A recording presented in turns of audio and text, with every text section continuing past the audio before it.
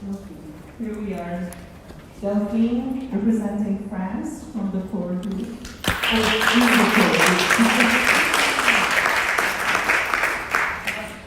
Now we have our whole fascinating. Do you want to? All right. So, and we have maybe the deck already mentioned. Can you please do that? All right. So everybody ready to learn and get inspired and move this movement forward? I can tell you this, that each one of us has a big part to play in this. No matter how small or large your organization is, if you're here, that means you care about gender equality. If you're here, you're interested in the process that we take through UN or individually in our own organizations. So please listen carefully, write down your notes. We will have a Q&A later, but also come up with ideas of what you can do to move the needle, what you can do to move this movement to a place where there is no pushback, there's no return. Because what did I say earlier? No more patriarchy, no more separation. We're gonna get this done. So I'm going to start, like I said, with Ambassador because it's actually, CSW is the first thing coming up for us after the regional meetings, and we think that CSW can set the tone on how we can bring this to the ground, as we say, to Mexico, Paris, and then full cycle to the General Assembly 2020. So thank you again all for being here. And everybody's got a program, so I'm not going to read their bios. They're obviously very well qualified. Exciting. Okay. Thank you. Thank you very much for the introduction. And I'm really honored and privileged to be among this audience. And thank you for the opportunity to make the CSW NGO in the run-up to the CSW 64, but actually in the run-up to the high-level week of the UN General Assembly next week, when I was first told that there was an invitation to address the audience, and the first thing that it wouldn't anyhow schedule to the schedule because there's so many preparations going on, so you have to excuse me when I leave earlier. But yeah, indeed, this is a good opportunity. I'll brief you a little bit about the preparations that we had within the Bureau of the CSW. As I said, it's been a while since we met the Bureau, but the Bureau has been already completed. There are several members there from Algeria, Australia, Uruguay, and Trinidad and Tobago, and we will use this week's months ahead to support all member states and other actors in preparation for the CSW 64. As you are very well aware, this session will be devoted to the 25th anniversary of the Beijing Declaration and Platform for Action. And the Bureau will work to help create opportunities and facilitate the participation of NGOs, in particular through the different interactive events that are expected to be part of the CSW session as well. I also had the opportunity to brief the Geneva-based stakeholders earlier this year in May for member states and non-governmental organizations of the upcoming 64th session. In Geneva, I also attended the session of the Commission for Science and Technology for Development to emphasize the importance of women participation and more involvement of women and girls in the field of science and technology. While technology can empower women and girls and contribute to inclusiveness and equality, there are also concerns that need to be addressed so that its full potential is achieved.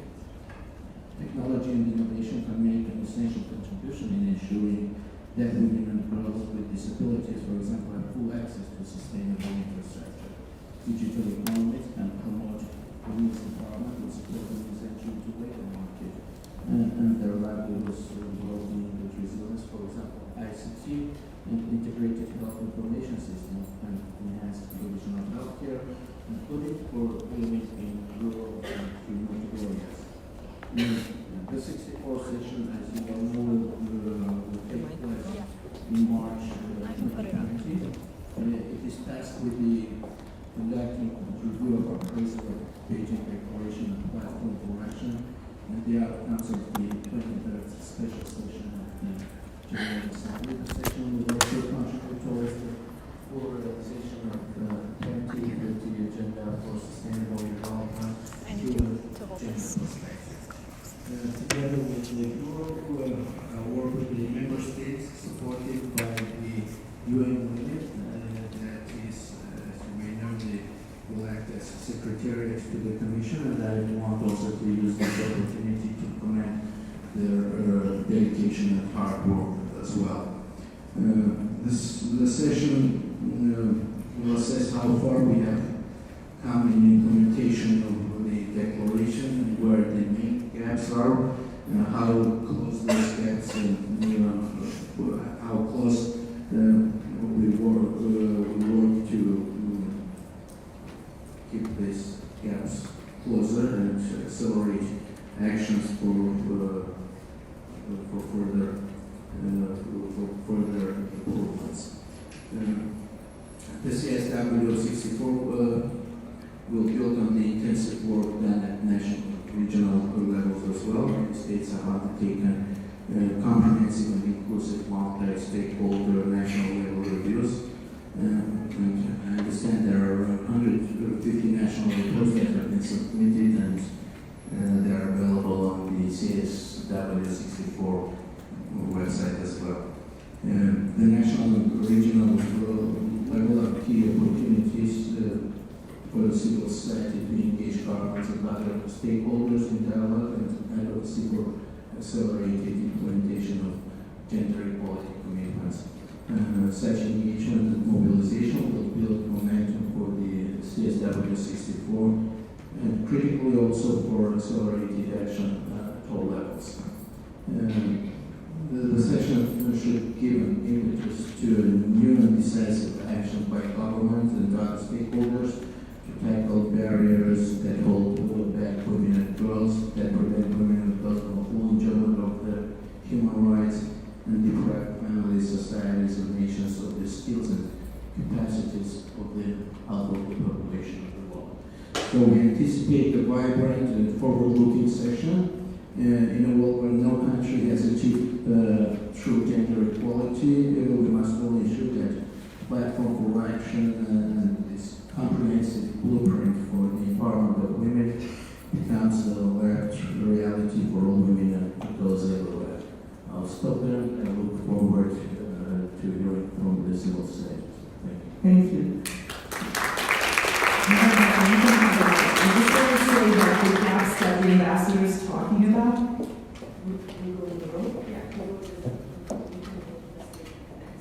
But I wanted to say that, you can just talk about why Paris, why France, we're so grateful. But what I was actually saying is that the gaps that the ambassador talked about, that we have not reached our goals, is why UN Women is leading this global movement called Generation Equality Forums. And we're so grateful for the country of France and Mexico to come forward and help. So how do we close those gaps? And we can start from Paris, maybe.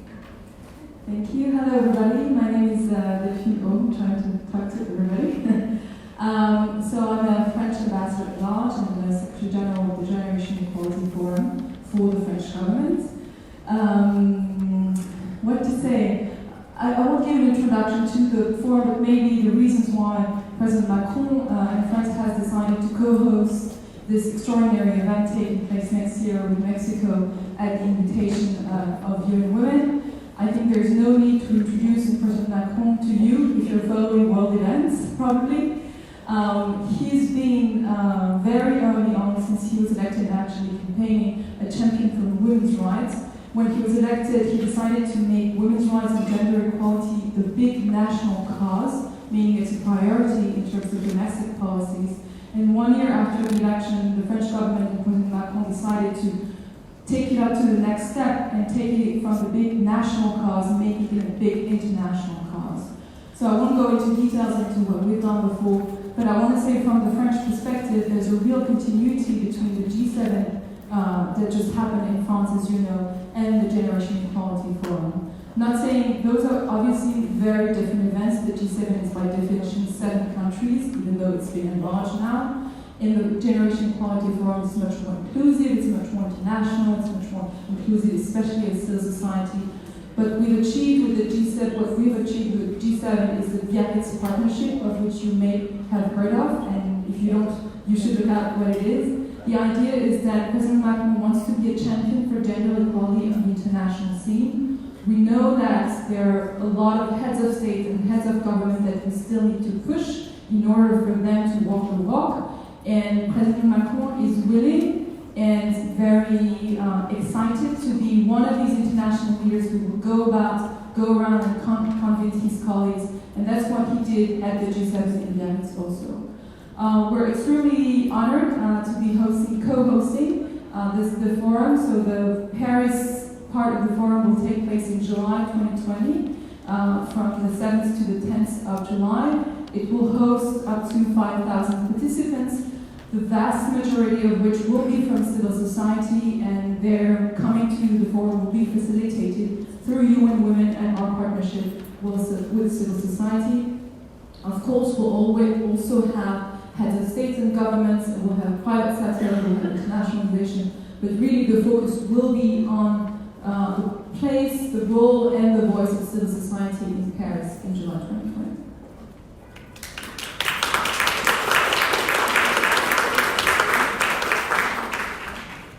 Well, I'm Nadine Gasman. I'm the president of the National Institute of Women in Mexico.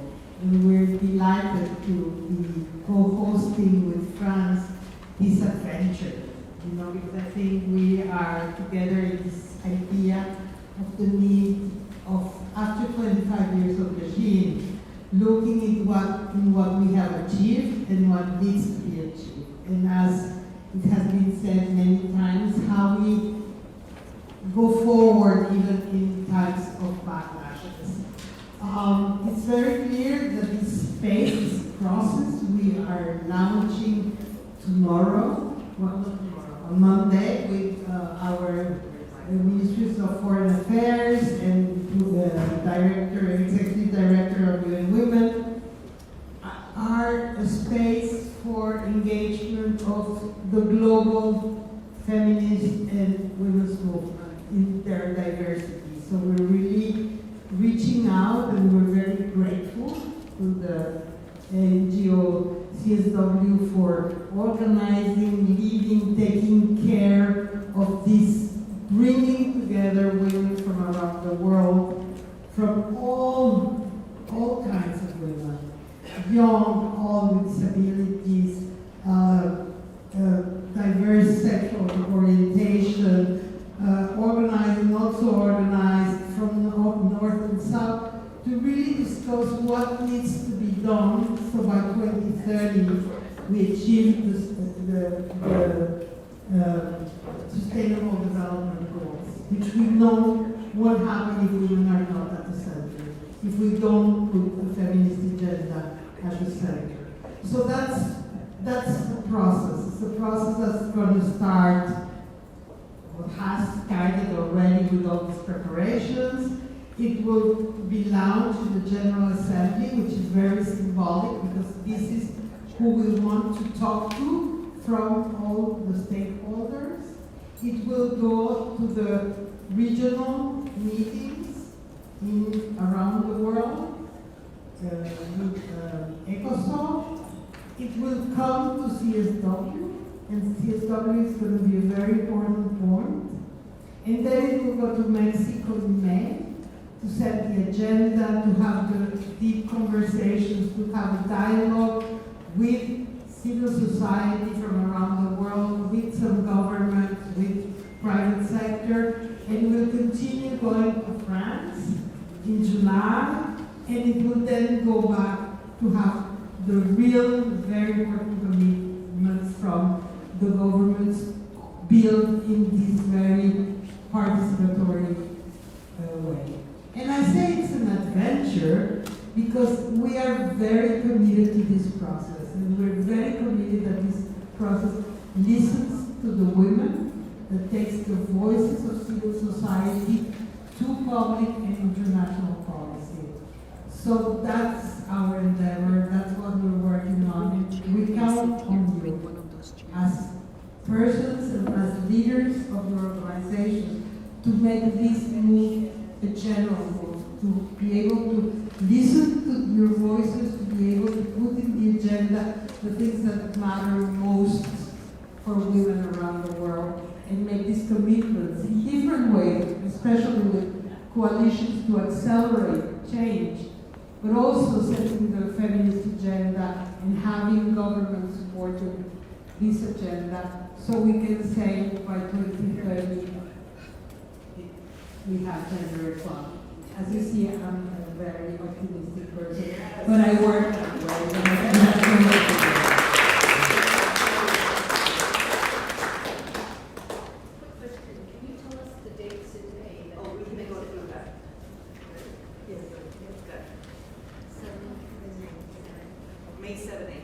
May 7th, 8th in Mexico, and July 7th to 10th in Paris. Good afternoon, everyone.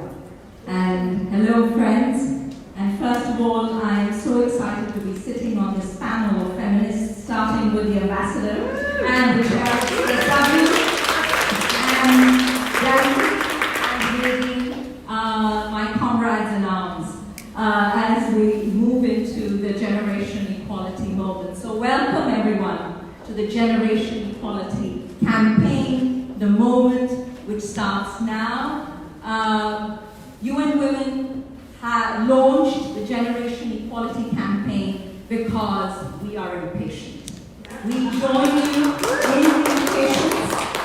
No, enough already. Equality in this generation and now. Yes. And that's what this whole movement is about. With the Beijing+25 moment, 25 years after Beijing, as the ambassador said, we have no country in the world has achieved gender equality, and if the World Economic Forum is to be believed, then no country will achieve gender equality for the next 200 years. And so that is unacceptable.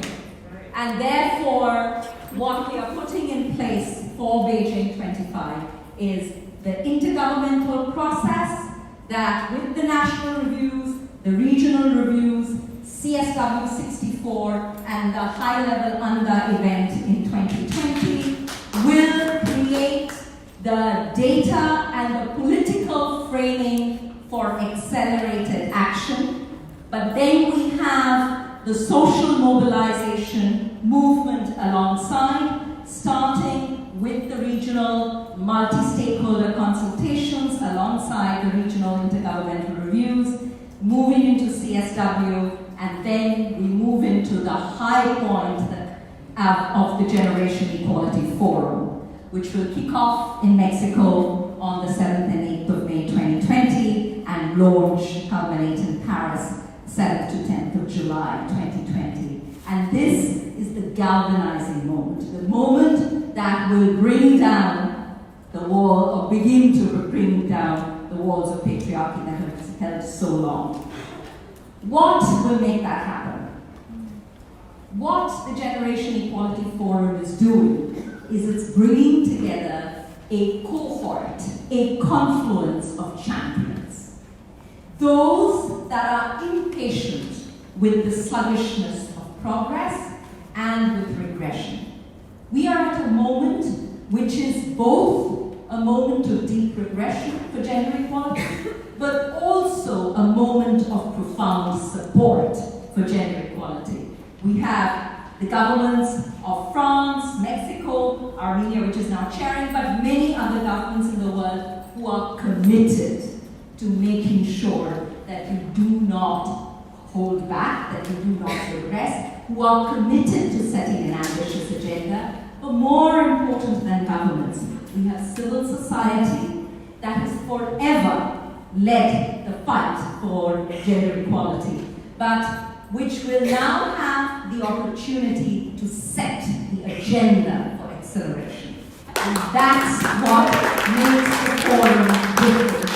Because the forum will be a civil society-led agenda-setting moment in partnership with states and other stakeholders that believe that this is the moment for equality, that are going to set the ambition high, that are not going to settle for minimum common denominators, but are going to push for the maximum level of ambition. What will emerge from the forum, the outcome of the forum, is a set of action coalitions or a set of hybrid, inclusive partnerships among champions. Champion states, champion private sector, champion civil society, and other stakeholders, parliamentarians, mayors, trade unions, other academia, other stakeholders who will come together on a set of critical issues that are necessary to galvanize action on. So what we will see is a set of action coalitions with an accelerated agenda from 2020 to 2025, with clear commitments for action and funding to make that action happen, and a monitoring mechanism in place so that there is progress that is monitored.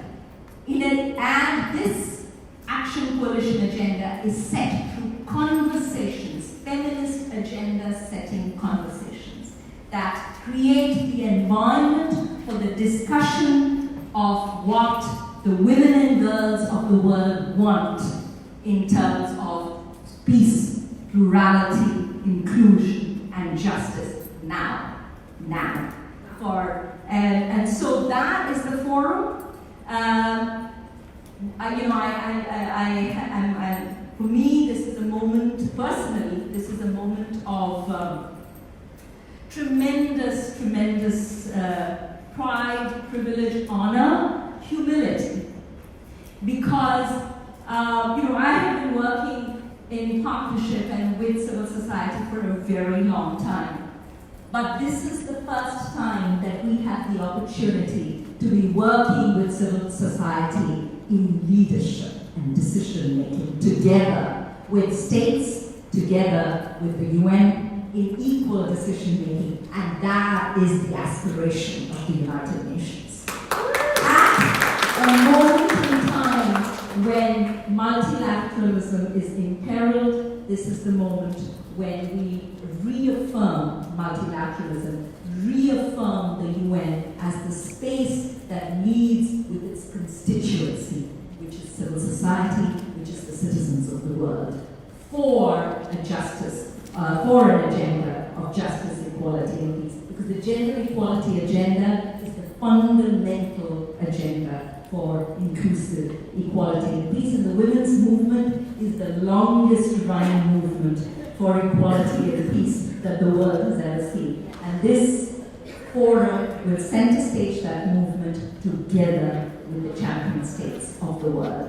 So we invite you to join. We have set in place mechanisms for this to happen. We're not going to go into that detail now. I think the deck is available for everybody to go through it, and you can see it. There is a governance structure in place for the Generation Equality Forum. The core group that you see as civil society is a part of the decision-making and governance structure, through the core group, through the civil society advisory group, to the core group, and the multi-stakeholder steering committee, which is the governance structure. In addition to that, the civil society itself will have its convening and communication and information sharing structures. UN Women has also put in place two particular structures to support the Beijing+25 process, part of which is the Generation Equality Forum. The one structure is the Strategic Planning and Leadership Group that we have set up with civil society, and the second is the Beijing+25 Youth Task Force, which, as many of you know, was a white call to action, and we received 2,500 nominations for a group of 30 people. So that group is also in place. The characteristics of the Generation Equality Forum is that it will be an intergenerational and intersectional gathering of gender equality advocates, focusing on youth leadership and youth activism, together with champion states, private sector, and other stakeholders for this. The deck is there, it's shared. Many of you have already seen the deck. For many of you, I have done multiple briefings, and we will have an opportunity to go through this together again at some point, but this is there with everybody, and I think we can take questions. Absolutely, yes, and yes, Delphine is just going through it at the exact time, but you can definitely ask questions. This is on our website, and it's in our newsletter. We'll share it again next time, but I want to take a moment for everybody to digest everything that was just said. We're going to open it for Q&A. We're going to have a discussion. Think about how you individually and through your organization can help galvanize this kind of energy. I can see that the audience feels the energy because we couldn't stop clapping after every word. Are you ready? Because I always like to do some time for people. All right, let's go. Hi, thank you everybody. I'm Rekha Modi from India. Very sorry to see that there's no action in India. We offer to organize a movement of need in India. There's definitely in South Asia, we have members in our coalitions, but this is actually a really good segue to say that if you don't see yourself, then you will organize, and then we will help and we will collaborate. In fact, one of the crucial aspects of the forum is also the fact that we are living in a moment of technology. So in addition to the forum physically being in Mexico and Paris, we're also looking at satellite sessions across the world. And also whoever wants to organize whatever, wherever they want to, please, that is absolutely, a moment for you to organize. But in addition to that, there will be formal satellite sessions that will happen in different parts of the world, where countries will take leadership both to join the Action Coalition, but also lead it with their civil society members and other partners in those parts of the world. We have a question back here. Actually, I don't know if it is a comment or question. I'm not Mher, I'm from Liberia. Here with the ECOWAS women in Liberia. Actually, you said that we are impatient. This person But wants, I don't see I how don't know what that means. impatient we are. Like they've been wanting to add Maybe to that we are not the hitting the camera or right something. mark. The UN women, Okay. I don't know about Let's other say countries, I know about, I'm speaking on behalf of Liberia, Okay. where I'm from. Instead of empowering, if you have a very corrupt government that doesn't respect women, that doesn't respect the rights of human, and you find the UN continually giving support to this government, or the UN women supporting these governments. Take for instance, last year, this called CSW. Instead of bringing the real, those that are actually he for she, they brought corrupt government officials as he for she and supported them. These are people who already have money. Pay their way to America to come and sit for the CSW, and after that, supported them, gave them stipends and all of that. I mean, where are we going with this attitude? It's time for us CFO to speak out. If we can't speak out, then we are not impatient at all. If we can't speak out to these particular things that are ailing our societies, then we are not impatient. These are things that we're supposed to speak out to, then of course we'll be impatient. The government that are abusing women's rights should not get stipends from the UN women. Those are things we should put our foot down to. Thank you. Thanks, Rachel. and Janet Peterson, YRO Commission. I just would like to state, obviously this is a very exciting moment and a lot of work has been done. But not only 25 years ago in YRO, grassroots women mobilized, and I'm very concerned to see, one is, we have a very weak poverty agenda in the Beijing platform. Women have been organizing now for 25 years to build global coalitions, and we didn't hear again the word grassroots organizing, as if they're not distinct mobilization going on. And if we don't bridge the issue between equality and development and on-the-ground work with poor women, we will be weakened going into this. And so, I mean, obviously we're here, we're a part of the structure, we help build UN Women. We want to know that 25 years, and I was in Mexico, so how many people in this room were in Mexico City in 1975?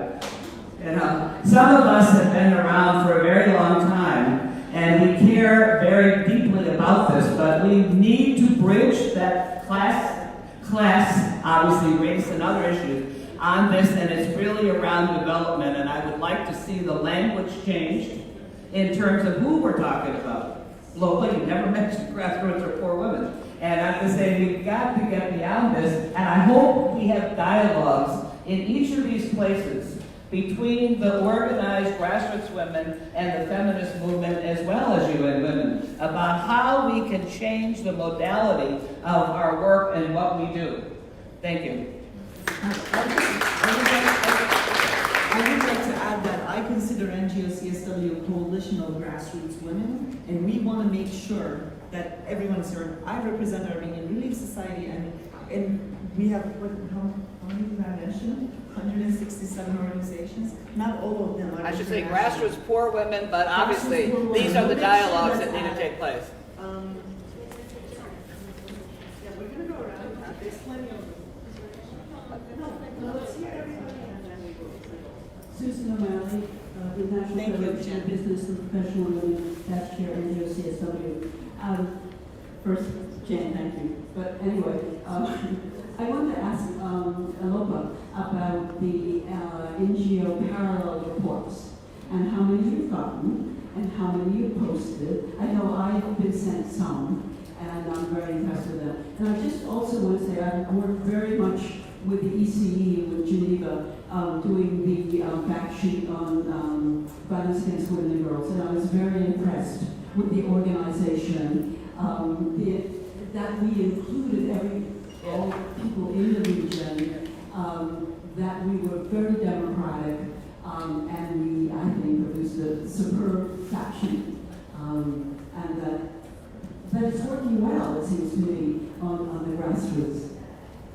Thank you, Susan. Can you pass this on? And we will definitely get to you. I'm Delphine, I'm from Pakistan. I have two interconnected, well, not questions, but I guess they are. One is the format in Mexico and in Paris going to be similar that CSOs or women's groups will be suggesting certain panels and bringing them in or activities, etc. The other is that in terms of participation, I think it's very exciting the way you see this and the way it's being organized. But the reality is that those who are in some privilege are the ones who come to these events. And that definitely means those connected with large CSOs in our countries or somehow working in their programs. Many who are not connected but doing excellent work tend to have a problem in terms of accessing funds.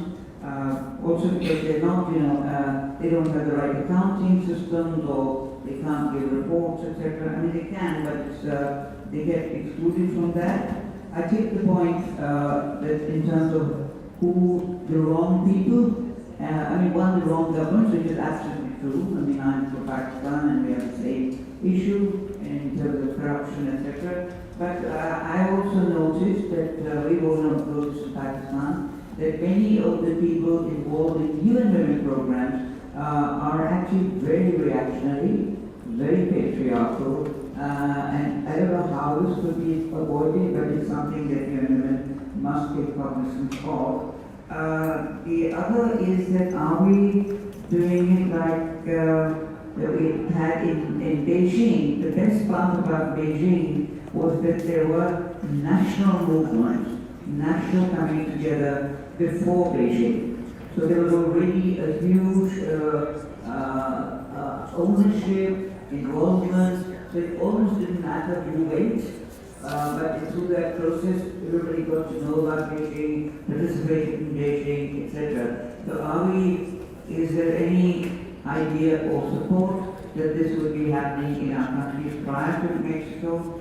The other is that the last is that the NGO report, which again has been from Pakistan, was done literally by one person. There was one small, and I raised it with her, she said there was one small consultancy, or consultation, sorry, and they were, I mean, I know I was not asked and I didn't ask, but there were barely 15 groups there in one city. So I really wonder how reflective our NGO reports have been.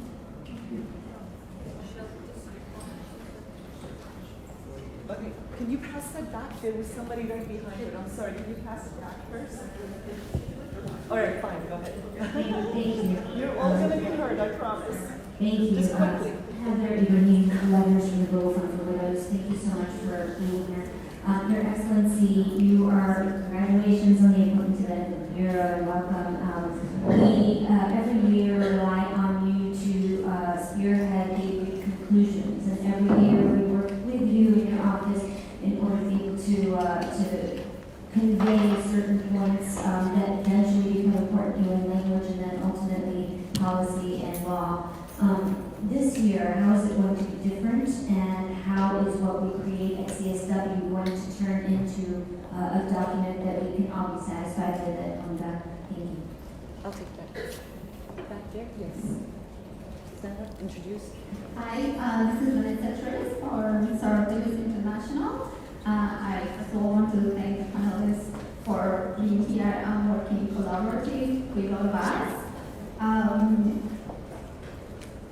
I'll be interested to hear more about how this process is going to follow up in the partnerships in general, how that's going to have concrete results in Mexico and in France, and finally here in 2020, and how something also Lopa mentioned, how all this process is going to champion the countries. So that would be very interesting to hear how all of that's going to happen. And on the other side, I would like to hear what happened with the countries that are not being a champion. How is the process is going to take place? Because somehow I feel that the women that were 25 years ago, they already set up the movement, they already set up the agenda. It's here in my hands, right? So to use this 2020 space moment to set up the agenda, set up the ambition, I think that already happened 25 years ago. And I'm a little bit concerned of how the focus is being right now in civil society, because I also think there isn't anything that civil society is going to tell that hasn't been told 25 years ago. And just want to finalize saying, and we did two phrases of the agenda, actually the last paragraph of the declaration, paragraph 38. We hereby adopt and commit ourselves as governments to implement the following platform for action. 36. Ensure that we are committed to ensure the success of the platform for action. So I feel that expectations were set up 25 years ago. So this space, in my opinion, should be used as a review of what is happening and what is now. Thank you. Real quick, because we have some people waiting. Thank you. Queen Mother, 50 years here as humanitarian of the United Nations, a big concern, and some of us did go to Beijing +25, so I was there. on the ground. The question that I raise as we move forward, how we can really include all women at the table of participation. Thank you. Thank you. And gentlemen over there.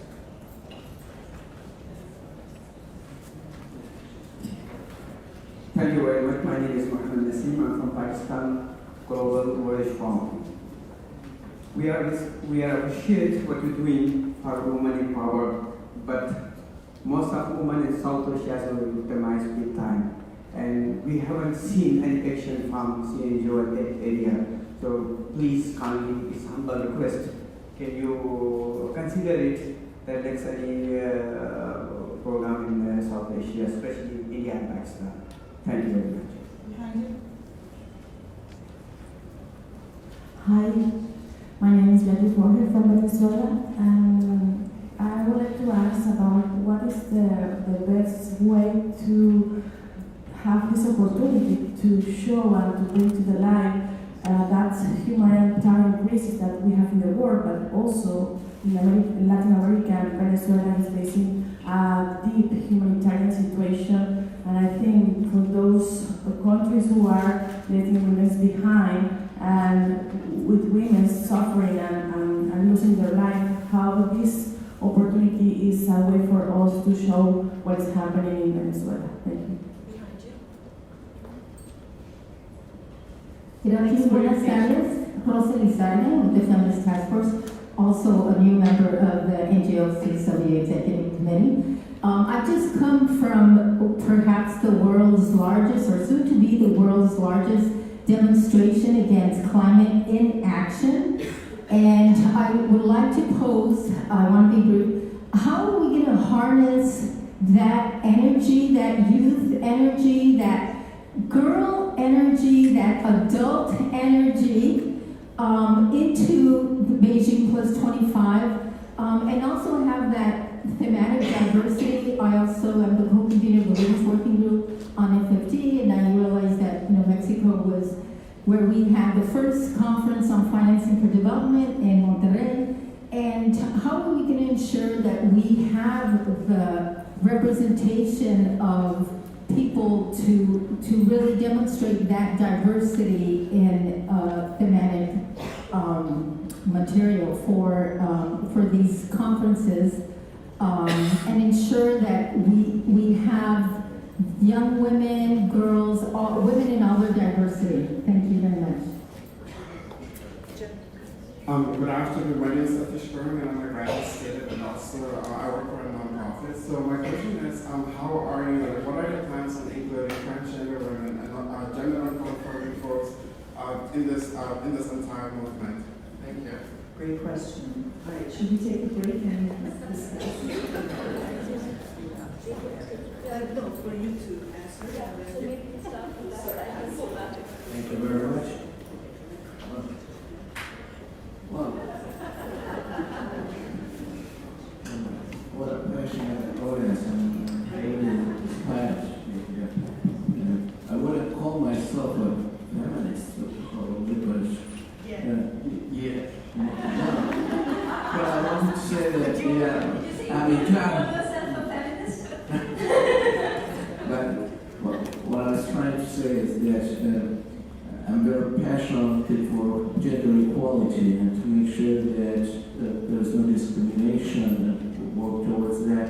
And I was asked a question, why would you choose to become a chair of the CSW by some of our colleagues? Of course, behind that there's also a decision by the foreign minister, but I would say that there's also kind of a personal moment, because I have two daughters and I want to contribute to the world that there is no any discrimination towards women. So there was a specific question about the conclusions that CSW every year adopts. This year you may know there were some controversies around the conclusions, but likely for next year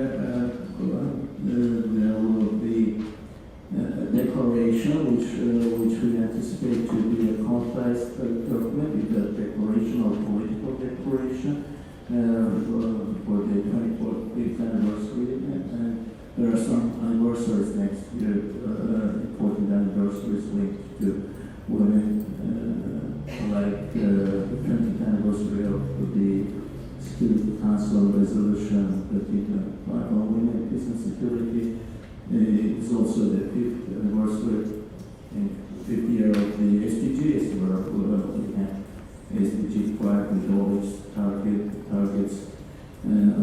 So the idea, when we haven't yet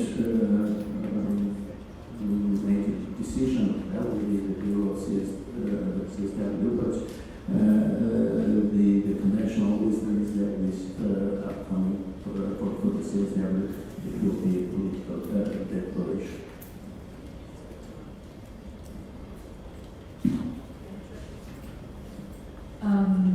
So there are many questions, I think many of them directed to Lopa, and I will leave it to her to answer. I will address generally several questions that turn around what's the difference between Beijing 25 years ago and Mexico and Paris next year. What are the criteria for states, especially coming as a representative of a state, and how do we set the agenda? So I wasn't there in Beijing 25 years ago, I was barely born. I think the difference is that, as I've been told, Beijing gathered 187, is that right?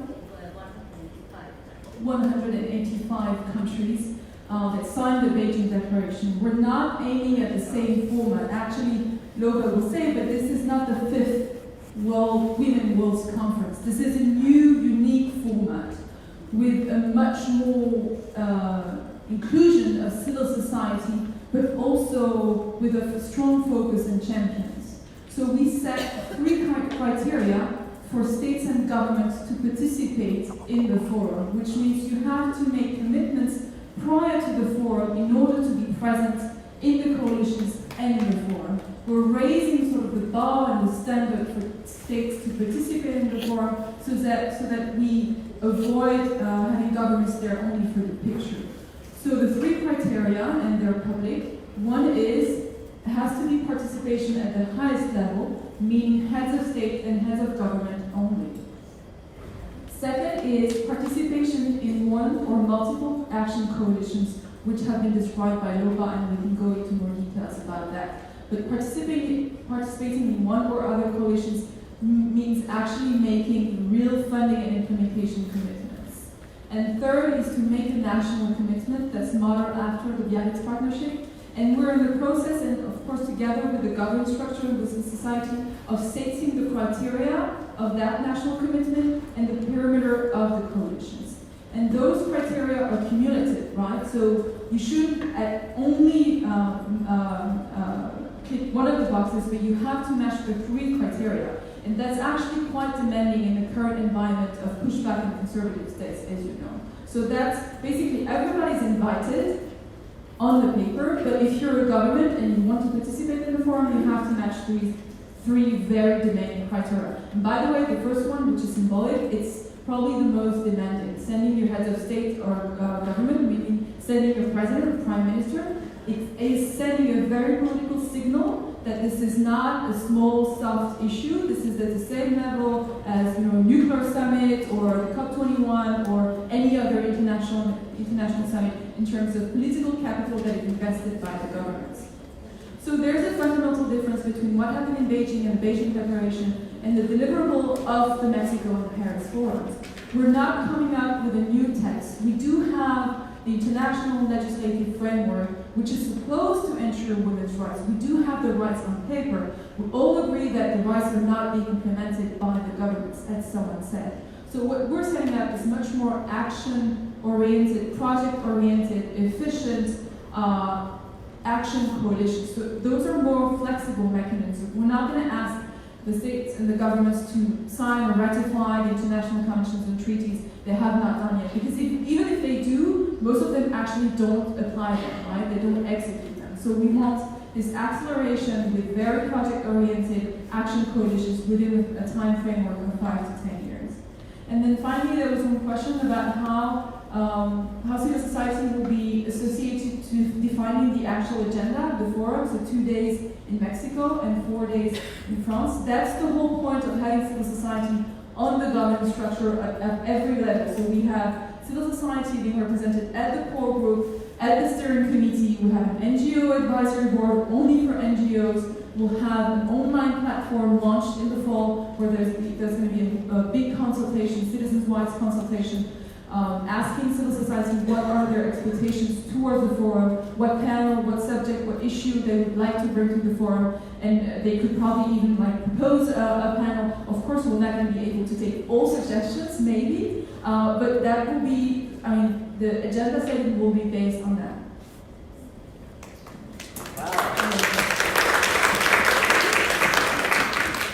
Delphine talked about many things I wanted to say. I think the most,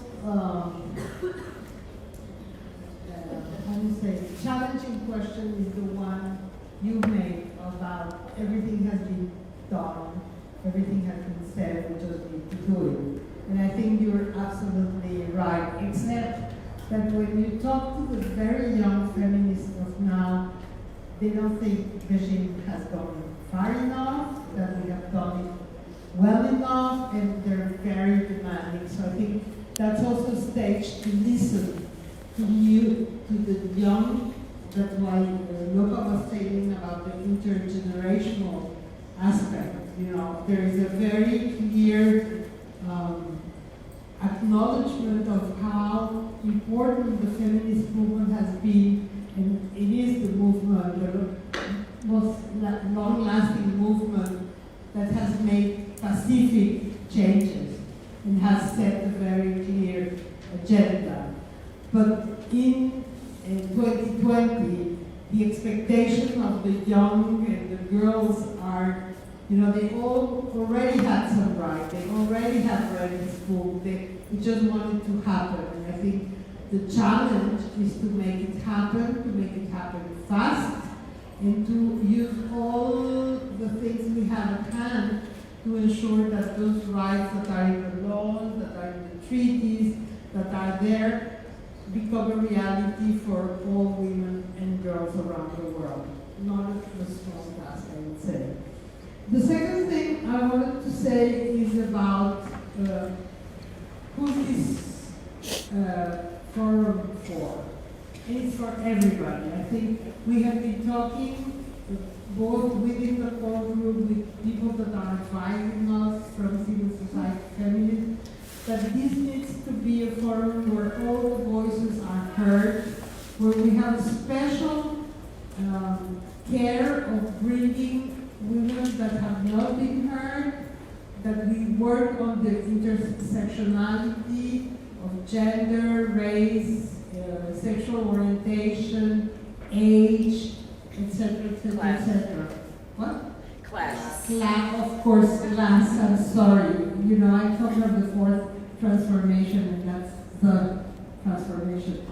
Class and also the issue of listening to women in the grassroots. And it has been put very strongly for the people that are talking to us on how we make sure that not the usual suspect come, but that we really bring these voices that have not been heard, because I won't say they're new, they have been there for a long time, but also that we create the ways to really listen, to really make sure that this process goes to where women that have been left behind and outside can be brought, because they have a very clear knowledge of what's needed and how it can be done. And that's our experience in Mexico, and I think throughout the world. Delphine explained very well the issue of what are the governments, who are the governments, and who are also the private sector. I think one of the new way of thinking that we have been, working very hard is this is not a CSW, this is not an intergovernmental, this is this galvanizing of all these efforts of people that really want to push the agenda. There are a lot of governments and there are a lot of companies that do not want to push the agenda. And there are some that are trying to push back.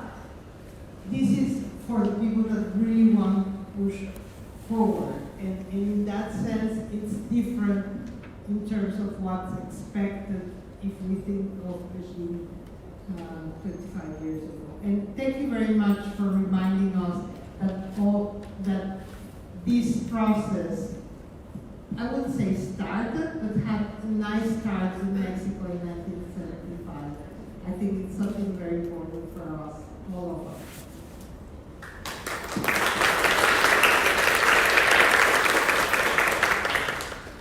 I want to start by saying that there can be no feminist agenda possible without the attention to race-class agenda.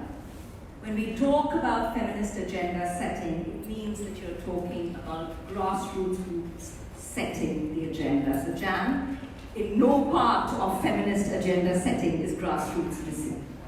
So, and it's crucial that we understand that when we are the critical difference between the Generation Equality Forum and anything else is the fact that the impetus is coming from civil society setting a feminist agenda versus a government agenda setting, and that's the big difference. So I just want to talk a little bit about, for Nikat's point, for example, are we going to have, national conferences? So the Fourth World Conference on Women, which brought together 30,000 civil society activists together with 10,000 government advocates, 40,000 people. It was an intergovernmental conference. It was a United Nations Fourth World Conference following the three others that had gone before, starting with Mexico. It was an intergovernmental conference.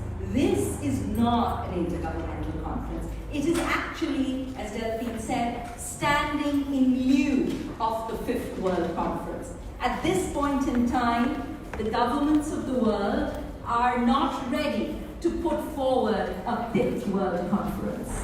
So it's the Generation Equality Forum lifts off from the governmental agenda setting of CSW and lifts it to the ambition setting by civil society. That's the trajectory, that you have the CSW as the space where governments will hopefully set an ambitious commitment, and Generation Equality Forum will lift from it to set the agenda higher because it is driven by the feminist agenda setting by civil society, which will be holding governments to account for what they have committed and raising the bar. The point is that within the governmental agenda setting space, within the intergovernmental space, we often do not get the ambition that we seek. And therefore, this is the space where the ambition will be set, and the actors that will be there are those actors that are determined to make that change happen. That's why it's a space for champions. That's the difference that the Generation Equality Forum will contribute to, lifting off from CSW. So it is a trajectory, starting with the national reviews, going into the regional reviews and the regional consultations, CSW as the global review, and then the Generation Equality Forum as the culmination point of the mobilization, the galvanization, which will then be carried through by those champion states who will be present at the forum into the UNGA, that coterie of champions, because as Delphine explained, not everybody will be in the forum in Mexico and Paris. There will be one champion who will set that, who will follow the agenda that will be set by civil society. So that coterie of champions who will be there will carry it through to the UNGA going forward. Yeah. How many countries are living right now? How many states? Well, as we said, at this point in time, it will be open to whoever will be willing to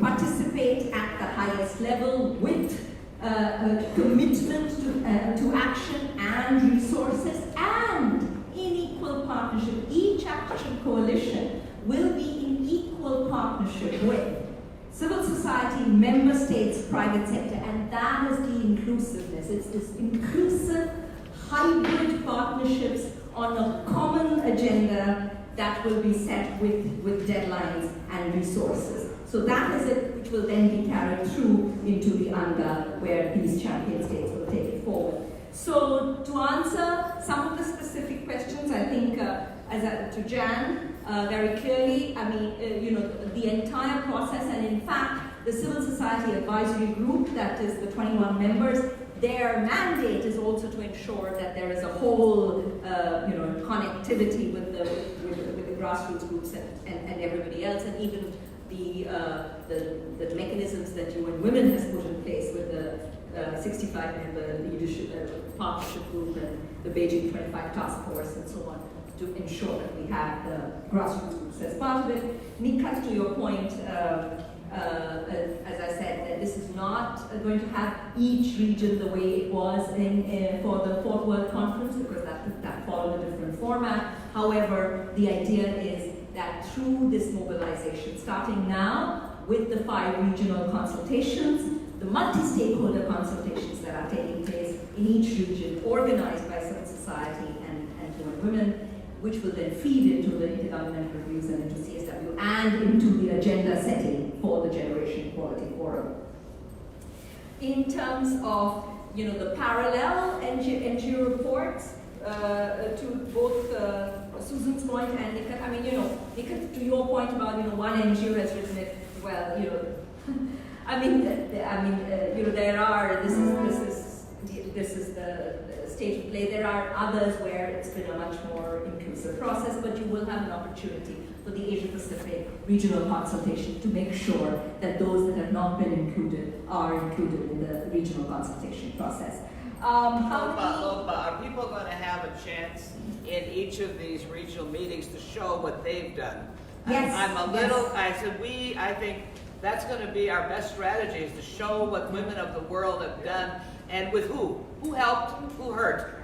And I would like to have a format where all of us who have killed ourselves, right, working for 25 years, 20 years, 15 years, with and without money, to show the success and the impact we've brought all along, and then also to highlight where partners who have helped and who've hurt. Because I think the clarity, and then that gets us going. Because then, as you said, I can go home, like you said, and start, I can work now. I don't have to wait for anything. I can begin to mobilize all over the world grassroots groups to show what we've done. So, as you know, the regional consultation, multi-stakeholder consultation, agenda setting is by civil society. So each of the regions, the regional multi-stakeholder consultations are being convened by the regional network. So, Asia Pacific is with APWLD, and Europe is with Women's Major Group, Africa is with Femnet, Latin America is with FAME and Foro Indígenas Mujeres. So in each of the regions, it's the civil society networks that are convening and leading the preparations for the regional consultations. The agenda setting is by civil society networks. So absolutely, I mean, that's the space for you to engage with the networks to ensure, and UN Women is supporting this, it's enabling it. We have enabled it through our funding. Here we got a lot of money. Sorry. So on that, in terms of the what else was that? The civil society participation. Again, to say this is not an intergovernment. This is not the CSW where only accredited organizations can take part and so on. This is open. Participate. Whoever wants to come and join and participate will be participating. We are going to ask civil society, through the governance structure of the forum, civil society will determine participation criteria and how people will participate. UN Women is raising funds for a certain number of scholarships for young people particularly, and for people in particular from the Global South and from marginalized groups. So we will be focusing on particular intersectionality and youth participation and women in all their diversities. We will be raising funds to support civil society participation, not for everybody, but certainly some number across Mexico and Paris. How this will be determined, what will be the criteria, will be determined by civil society. So please connect with the Civil Society Advisory Group and then the 250 other advisory groups that Puri can talk about that is supporting this Civil Society Advisory Group. For it, as I said very clearly, the two of the most important aspects of this forum are, one, the fact that it is going to be a global conversation, and this means that it will be technologically connected so that people who are physically participating will be physically participating, but also that people can participate from wherever they live. So that there is a way to connect and participate in that. That's one aspect, that it will be technologically connected and so it can be a global conversation, also through the satellite sessions. The other aspect of it is that it is intersectional. So to your question of transgender people and other people, intersectionality and intergenerationality are crucial and determining aspects of the forum in all its in its expression, in the agenda setting, in the participation, in the way action coalitions will be set up, and the action coalitions will be set up through a consultative process with civil society and with other stakeholders. All right.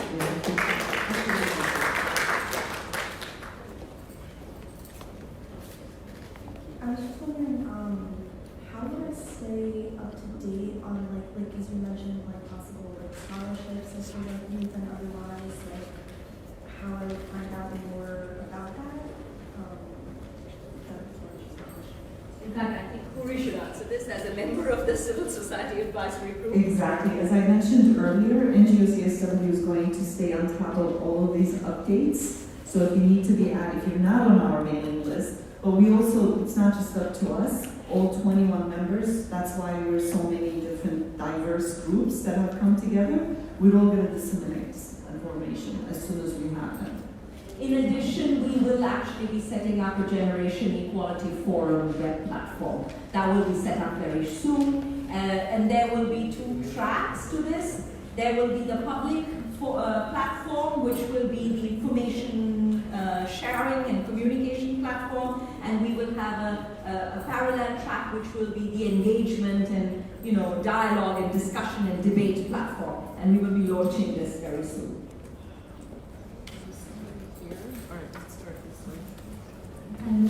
This was so inspiring. One of the concerns I have is that now that we're stepping into the mid-80s in this country for the women, how are we addressing that? And also, in many of us are doing serious work in other parts of the country, like Karun SME Trust for rural women. How do we bring that in? Also, the power that women are gaining there and the power we're losing here. I'll just repeat, it's when you're a grassroots organizer, you have to have a connection to either the regional, national, regional. There are systems that we followed for years as activists, right? All of those systems are in place. The people who are in these committees, either the advisory, the strategic, there's nobody new. It's all the same actors in different rotations. We're all working together. So I would say whatever your national networks are, and then the regional networks, and we're going to reach out to you as well. So hopefully, and if you don't hear from anybody, then come to NGO CSW. Hello, Nicolas Mher from France, and thanks for having me here. I have a little question. We can also go to the mission of our governments in the United Nations to have more information about these events, and maybe to have the opportunity to participate, to organize side events, parallel events,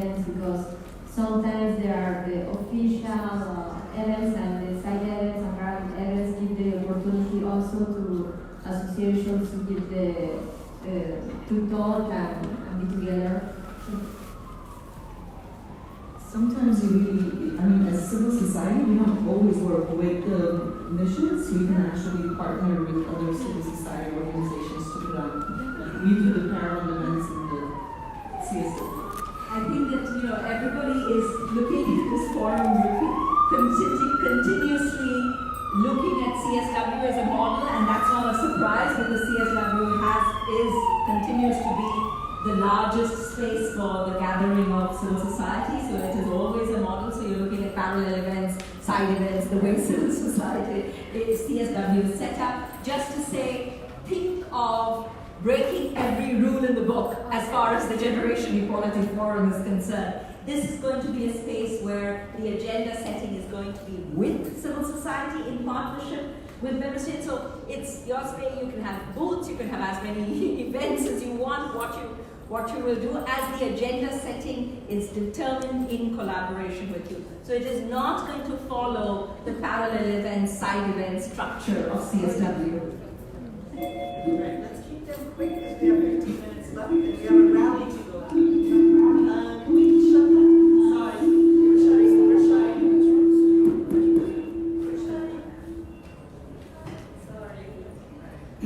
My name is Yvonne O'Neill. I represent Africa Development with the Change Network as well as I'm a member of the NGO CSW Executive Committee.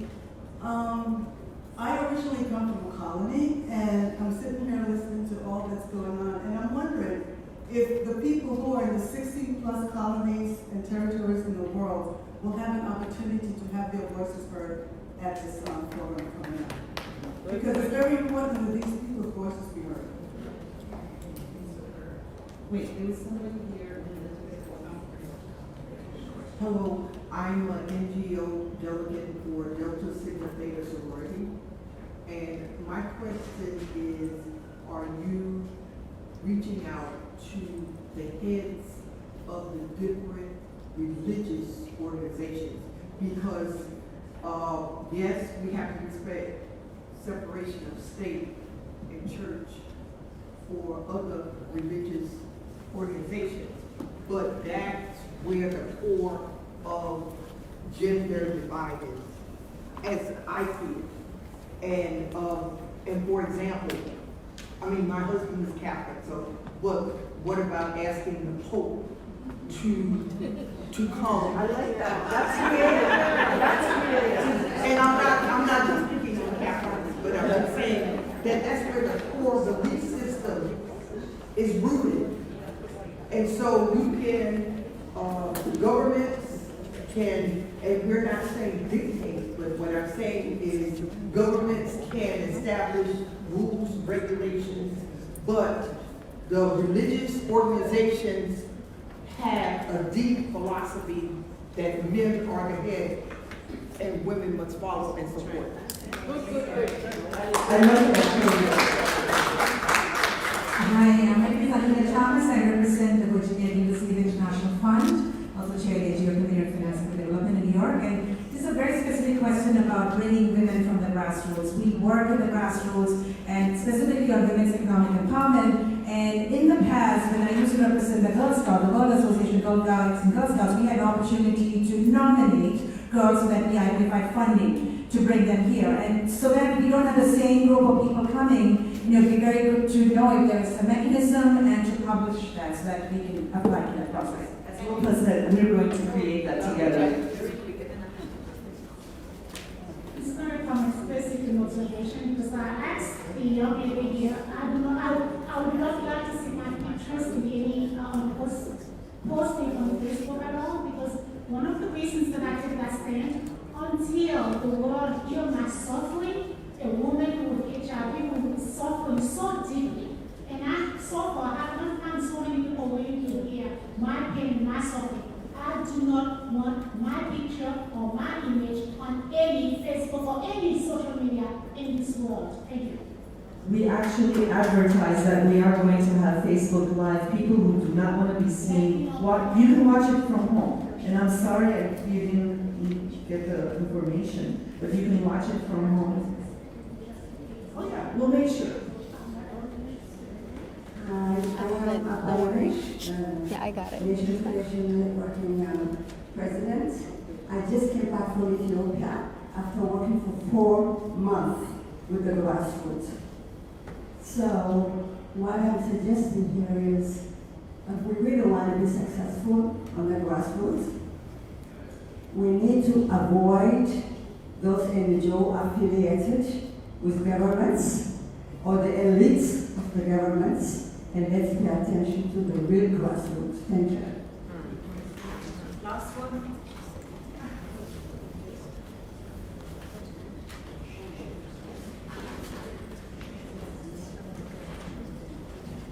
Thank you. My name is Daniela Hutchinson. I'm here with the Finance Task Force. And I think it's great that this event is open for grassroots movements, and that there is such a strong call to action for commitments in a 5-year plan.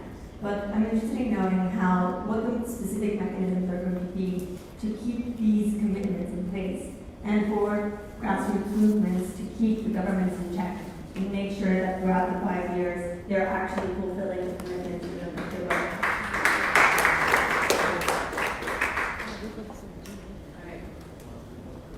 Okay.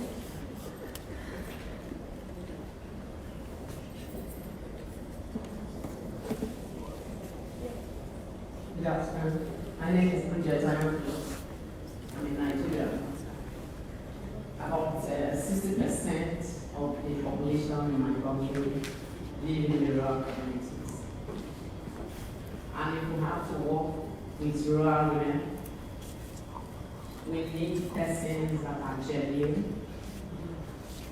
that have the fear of God. It shouldn't be political.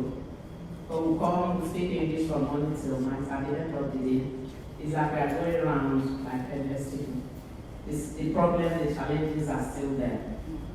At the National Assembly, we talk about politics. Out of 409 senators, I think we also have less than 5 women.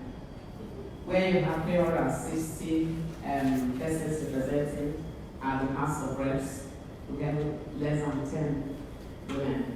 And then the 36 seats that we have in the country, each of the seats, I don't think they have up to 4 women at the House of Assembly. And it is the women that do the voting. So it is important that the rural women understand the process, and they can do better if they are genuinely involved. And that's my position. We need to. Yeah, my name is David. I'm the director of Philippines. I just want to ask something to what my sister just she's right. Because the UN women in Nigeria have been rich people, it's never people that are trying to get their life back together. I want people to do something to support them. Thank you. We want to hear just final comments, and then we want to give everybody a chance to really mingle, and then we're going to step out onto the first avenue, if you have time with us. Yeah, final words. Okay, well,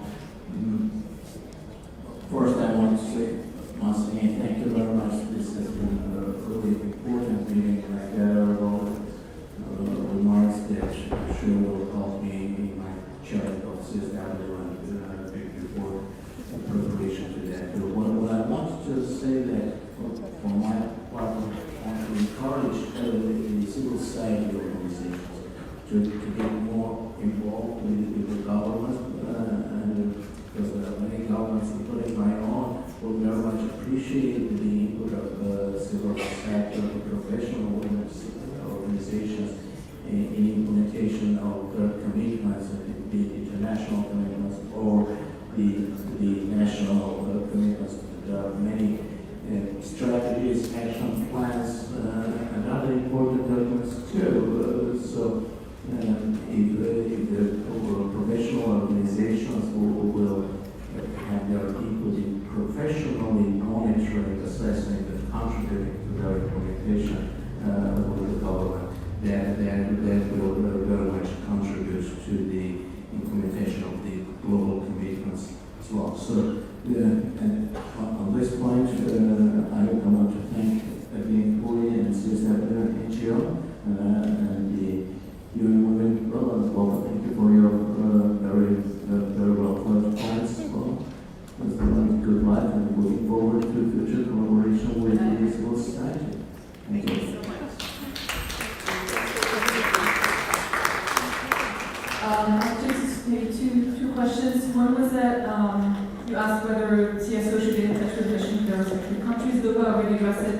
again, I mean, of course you can, but there's a disconnect between the governments who will be invited, matching the 3 criteria that I already elaborated on, and NGOs. Of course, we'll probably have NGOs from many more countries that will have heads of states or heads of governments, just by the mere fact that we've raised the bar very high for governments and private sector, of course. And then there was another question here about I think it was the monitoring mechanism. Once the forum is over and the action coalitions are launched, that's to be decided collectively. We haven't yet decided what are the coalitions going to be on, what will be the perimeter, who will be there, what will be the funding commitment, and how the monitoring mechanism will work. And we have decided it will be one of the items of the coalitions, but that's to be decided in the process of collectively building those coalitions.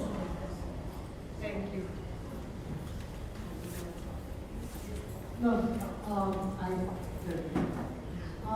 So I think this has been really very exciting. I think this is the kind of conversation and collective thinking that is so important. I want to say, somebody asked about the participation of people from skilled colonies. This is a very, I would say that when we say we want to reach out and we want to listen to the people we usually do not listen, that's the kind of thinking we are having. What are these issues that are burning issues that are there? There's the colonial and the neo-colonial, which the feminist movement is dealing with. So it is this thinking, this way of looking into the crisis of the world from a feminist perspective, in the diversity of the feminist perspective. So I think it's really important that we engage, that we talk, we look into this, who are the grassroots that need to come and be there.